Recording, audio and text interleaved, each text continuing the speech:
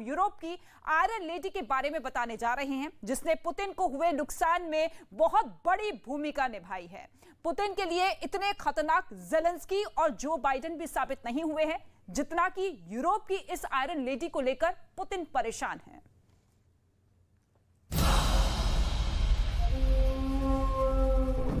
Zelensky पूछ रहे हैं ये कौन है?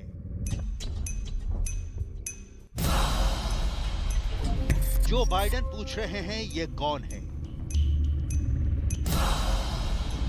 बोरिस जॉनसन पूछ रहे हैं ये कौन है? और सबसे ज्यादा सवाल तो व्लादिमीर पुतिन के पास है।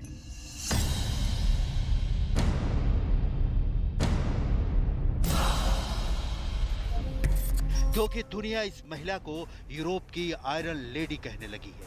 वो महिला जो इस वक्त पुतिन के खिलाफ यूरोप की सबसे बड़ी दीवार बनने को तैयार है। आखिर कौन है ये महिला? क्या ताकत है ये?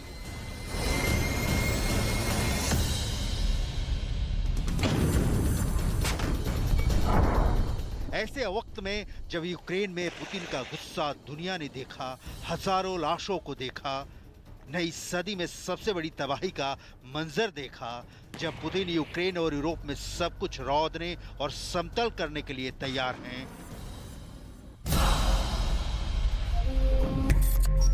तब रूस की फौज को सबसे बड़ी टक्कर देने के लिए यह महिला आगे आई है।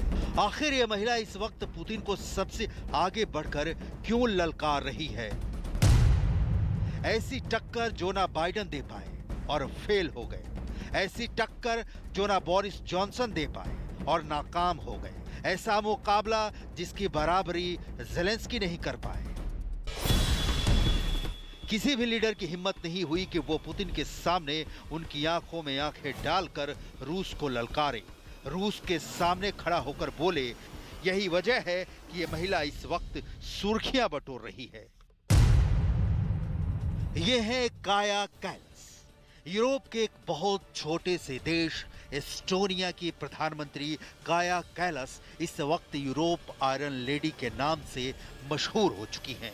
I think that Vladimir Putin has to be isolated politically on all the levels, because what we see in Ukraine, why there are more civilian casualties than there are military casualties, is because they are targeting the civilians.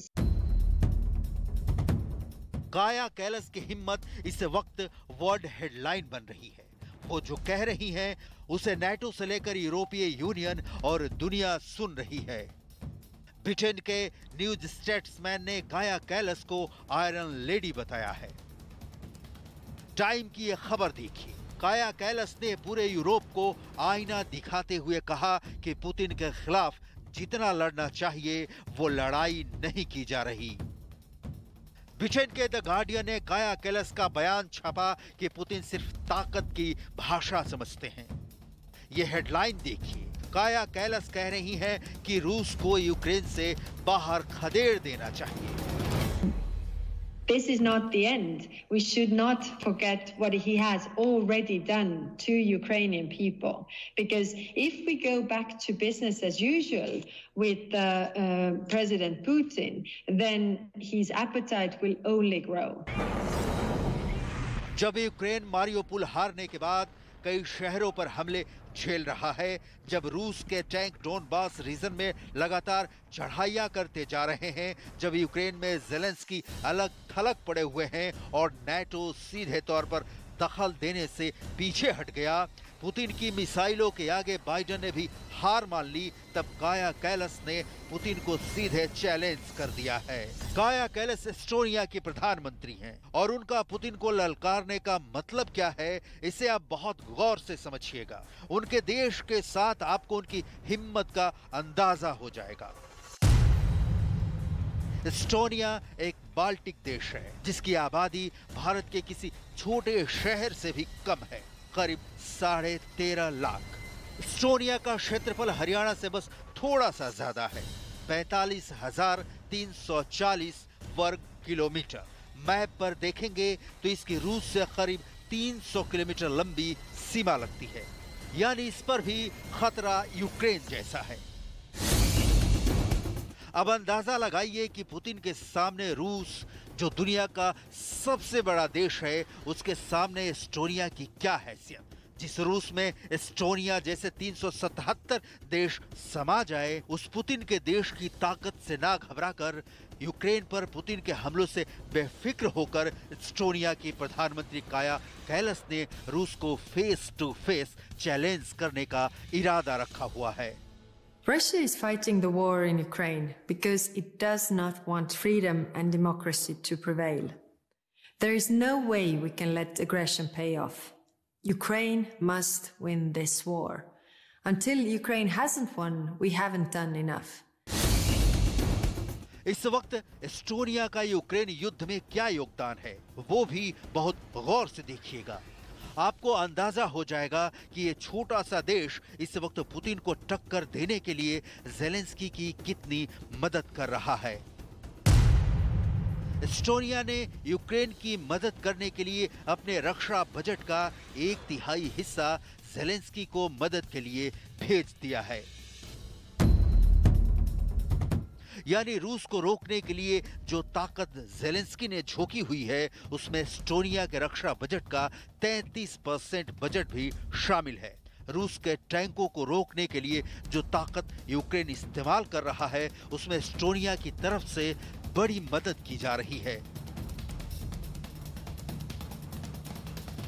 We definitely have to help Ukraine with all the means that we can. Military aid, we can give them.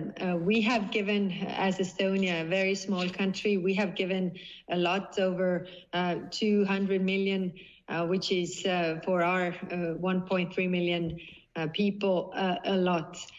But bigger countries can do more. देखा जाए तो रूस को रोकने के लिए Zelensky की फौज जो युद्ध लड़ रही है, वो पूरी तरह खैरात पर लड़ा जा रहा है। अमेरिका यूक्रेन को $40 बिलियन यानी 3 लाख करोड़ की मदद कर रहा है। लेकिन एस्टोनिया का साइज और उसकी अपनी हैसियत देखिए। तो काया कैलस के देश ने यूक्रेन में रूस को रोकने के लिए एड़ी चोटी का जोर लगा दिया है। काया कैलस की सेना की तरफ से यूक्रेन को जो हथियार भेजे गए हैं, अब वो देखिए। एस्टोनिया ने यूक्रेन को भारी भरकम तोप भेजी है। एस्टोनिया ने यूक्रेन को एंटी टैंक बारूदी सुरंग भेजी है। एस्टोनिया ने यूक्रेन को खतरनाक एंटी टैंक मिसाइल भी भेजी है। यूक्रेन को युद्ध शुरू होने के बाद अमेरिका से जो जैवलिन मिसाइल मिली थी, वो भी एस्टोनिया के रास्ते ही कीव पहुंची थी। यानी आप अंदाजा लगा सकते हैं कि रूस की फौज को घेर कर मारने में काया कैलस कितनी दिलचस्पी रखती है। जैवलिन मिसाइल ने रूस को बहुत बड़ा नुकसान पहुंचाया है। रूस के सैकड़ों बेहतरीन टैंक इसी मिसाइल के शिकार बने हैं। जैवलिन से यूक्रेन को लैस करने का अमेरिका का फैसला इसलिए मुमकिन हो पाया क्योंकि काया कैलस ने इस मदद में एक बड़ा रोल निभाया है। ज़ेलेंस्की को मिली हर जैवलिन पर इस वक्त काया कैलस की ही छाप लगी हुई है। Military aid plays a huge role. So does humanitarian aid. In Estonia, we see that the more we help, the more Estonian people want to help. Today, I'm pleased to announce that Estonia will be pledging an additional 2.9 million euros in humanitarian and reconstruction phase funding for Ukraine. लेकिन और भी हथियार हैं जो Estonia से Ukraine पहुंचे हैं।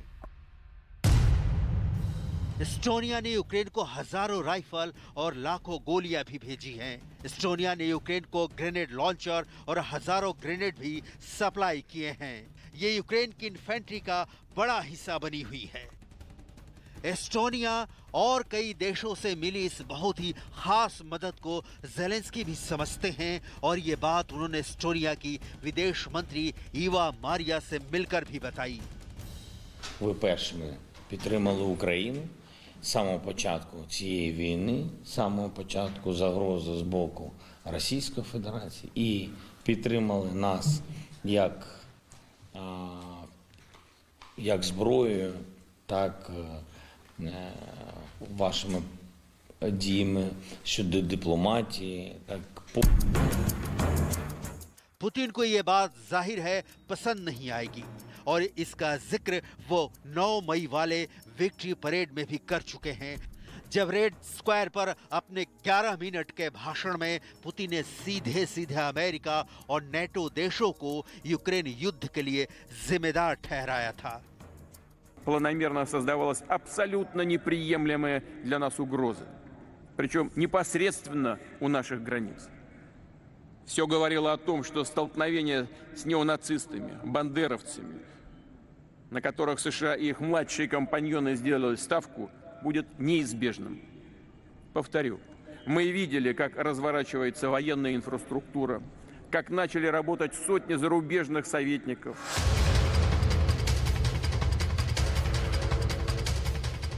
देखा जाए तो यूक्रेन में जो जंग चल रही है वो ज़ेलेंस्की पूरी तरह बाहरी मदद की बुनियाद पर ही लड़ रहे हैं। अगर नाटो मदद ना करता, अगर एस्टोनिया जैसे छोटे छोटे देश यूक्रेन की फौज का साथ न देते तो ज़ेलेंस्की इस जंग को 2.5 महीने क्या 2.5 हफ्ते भी नहीं खींच पाते। यही वजह है कि काया कैलस ने शुरू से यूक्रेन युद्ध में अमेरिका को ज्यादा से ज्यादा एक्टिव करने की सलाह दी और बाल्टिक रीजन में भी अमेरिका और नेटो की पेट्रोलिंग पर जोर दिया।